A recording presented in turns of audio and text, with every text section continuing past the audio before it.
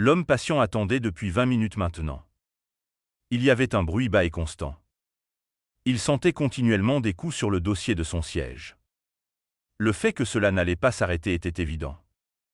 Une lueur d'excitation brillait dans les yeux de Brad et Kimberly lorsqu'ils montèrent à bord du vol de la Floride au New Jersey. Le voyage de 2 heures n'était qu'une petite étape sur leur radar de voyage. Pendant le vol, le soleil était bas dans le ciel.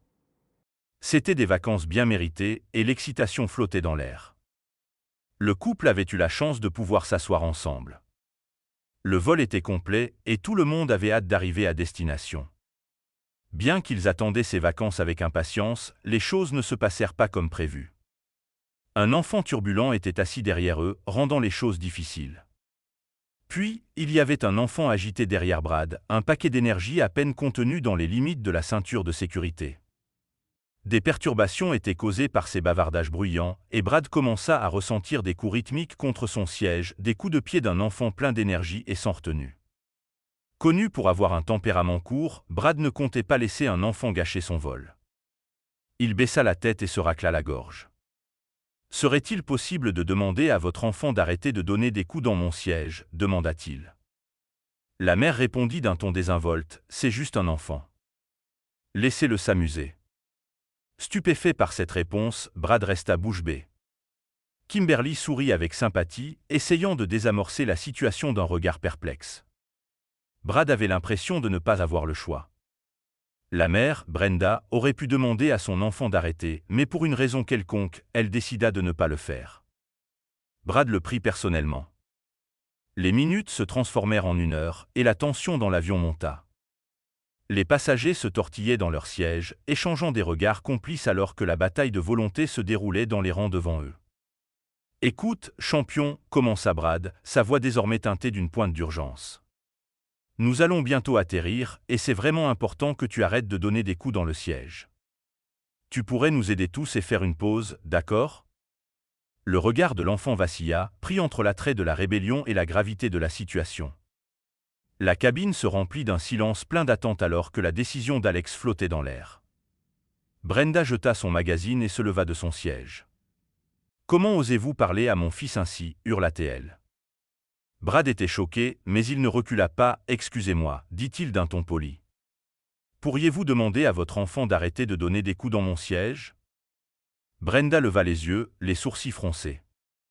« Occupez-vous de vos affaires » rétorqua-t-elle sèchement, retournant à son livre comme si elle écartait complètement sa présence. À ce moment-là, les autres passagers avaient remarqué le tumulte. Le bruit qu'Alex faisait affectait tout le monde, mais personne n'avait directement interpellé Brenda, ils se contentaient de filmer la scène sur leur téléphone.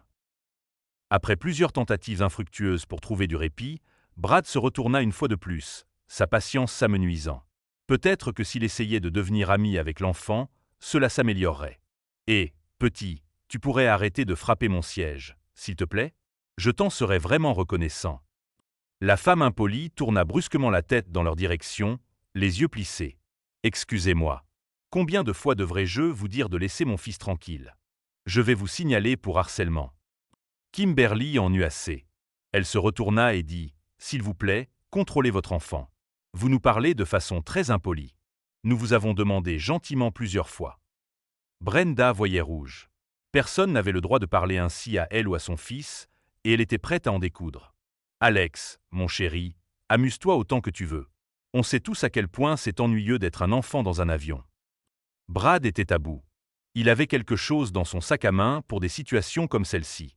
Le petit garçon et sa mère n'allaient plus rire une fois qu'il leur aurait montré ce qu'il avait prévu pour eux. Il avait déjà essayé de confronter le garçon plusieurs fois, et l'enfant avait appris à ne pas s'en soucier. Mais cette fois, c'était différent.